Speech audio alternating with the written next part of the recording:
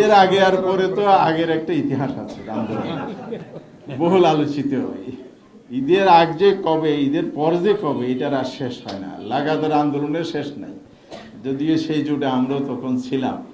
তো আজকে এদিকে যেতে চাই না, আমরা দিনক্ষণ বলছি না। আমরা এখন যেহেতু সামনে ঈদ, এটা তো বাস্তব। ঈদের আগে পরে আপনি হাসির যাই হোক না কেন, বাস্তব কথা। যেমন আমাদের অনেক নেতৃত্ব উমরায় গেছেন, এতে কাবে আছেন, এগুলো বাস্তবতা। সুতরাং ঈদের আগে তো বসার সুযোগ হচ্ছে না। আমরা আন্দোলনটা রূপরেখা তৈরি করার জন্য আগামী এপ্রিল মাসের মার্চের 28 তারিখ শীর্ষ নেতৃবৃন্দের একটা বৈঠক প্রস্তাব করেছি। ওনারা সবাই একমত হলে 28 তারিখ বৈঠকে ভবিষ্যৎ আন্দোলনের রূপরেখা তৈরি হবে ইনশাআল্লাহ। বিগত দিনে অনেক আবর্জনা পরিষ্কার করতে হবে এবং সাংবিধানিক প্রতিষ্ঠান সহ সংবিধানের বেসিক স্ট্রাকচারের মধ্যে বিভিন্ন পর্যায়ে কাটাছিটা করে পঞ্চদশ সংশোধনের মাধ্যমে সংবিধানের মূল ক্যারেক্টারটা নষ্ট করা হয়েছে, যার মধ্যে দিয়ে ফেসিবাদের উত্থান হয়েছে, স্বৈরতন্ত্রের জন্ম হয়েছে, গণতন্ত্রহীনতা, অনেক কিছু হয়েছে। এই জায়গা থেকে বেরিয়ে আসার জন্য রাষ্ট্রকে ভবিষ্যতে আমরা কিভাবে গড়তে পারি, সেজন্য ঐক্যমত্য কমিশন আমরা সবাই মিলে কিন্তু জুলাই সনদ সংস্কার করার জন্য করেছি। এখন আপনি যদি বলেন আমার এটা মানি, ওইটা মানি না, তো এক শিশুকে যখন মা ওষুধ খাওয়াইতে চাইলো, তখন ওষুধ খাইতে চায় না, কি করলো, মিষ্টির ভিতর ওষুধ ঢুকাইয়া বাচ্চার মুখে দিল, বললো আমি তোমার জন্য পানি নিয়ে আসি। বাচ্চা দিয়ে গেলো, ওষুধ খেয়েছো? ও মিষ্টি খেয়েছো? মিষ্টি তো খেয়েছি, কিন্তু বিচি ফেলে দিয়েছি।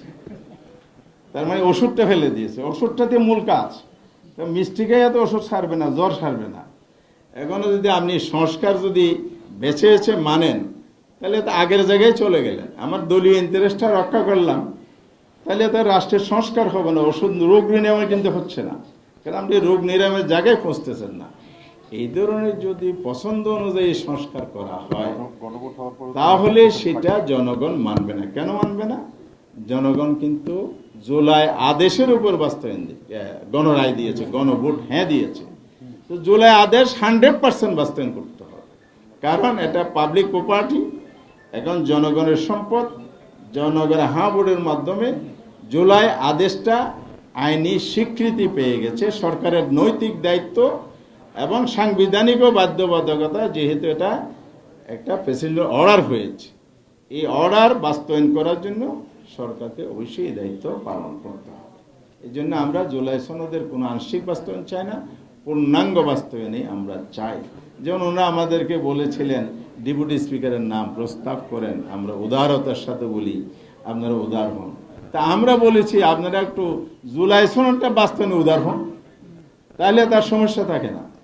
তখন বিরোধী দল একটা রাইট এস্টাবলিশড হবে। এখানে তো কোনো কেউ কাউকে অফার করার বিষয় না। জুলাই সনদের মধ্যে ডেপুটি স্পিকার বিরোধী দল থেকে হবে, এটা বলা আছে। অর্থাৎ একটি বলতে গেলে সবগুলোই আমরা লক্ষ্য করছি।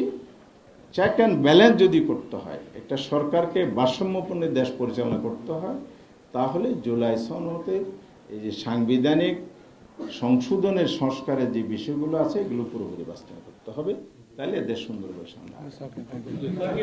ইতিমধ্যে 6টি সিটি কর্পোরেশনে প্রশাসন নিয়োগ করা হয়েছে, এটা আমরা প্রটেস্ট করেছি। এটা আরেকটা ইলেকশন ইঞ্জিনিয়ারিং করার পায় তারা কিনা, এই প্রশ্ন তৈরি হয়েছে। কারণ কনস্টিটিউশনের সকল পর্যায়ে জনপ্রতিনিধি নির্বাচিত হবেন, তো প্রশাসন নিয়োগ মানে নির্বাচনকে এড়িয়ে চলা, প্রলম্বিত করা, অর্থাৎ ইলেকশন ইঞ্জিনিয়ার করা, নতুন ষড়যন্ত্রের ফাঁদ তৈরি করা, এগুলো জনমনে নানা প্রশ্ন তৈরি হয়েছে। সরকার যেন এগুলো প্রত্যাহার করে নেন এবং নির্বাচনের আগে এ ধরনের প্রশাসন নিয়োগ বিভিন্ন টায়ারে যদি কোনো পরিকল্পনা থাকে, এগুলো যেন বন্ধ করেন। আর ঢালাওভাবে এখন দলীয়করণ হচ্ছে, প্রশাসনিক রদবদল হচ্ছে, পছন্দ হচ্ছে না। নিজেদের কথা অনুযায়ী দলীয় সিদ্ধান্ত বাস্তবায়নে যদি কোনো প্রজাতন্ত্রের কর্মচারী দায়িত্ব পালন না করে তাকে পরিবর্তন করা হচ্ছে, এই বিষয়গুলো বন্ধ করতে হবে। কারণ এতে পেশাদারিত্ব নষ্ট হয়। দক্ষ এবং প্রফেশনাল স্কিল যে সমস্ত অফিসার আছে, জাতীয় জীবনে ভূমিকা রাখতে পারে, তাদেরকে মেধাকে কিন্তু অবমূল্যায়ন করা হয় দলীয়করণের মাধ্যমে। অতীতে যেভাবে মেধাহীন লোকদেরকে দলীয় স্বার্থ সিদ্ধির জন্য এজেন্ডা বাস্তবায়নের জন্য বিভিন্ন জায়গায় বসানো হয়েছে, সে প্রক্রিয়া ইতিমধ্যে শুরু হয়েছে। সেটাও বন্ধ করার জন্য আমরা সরকারকে দাবি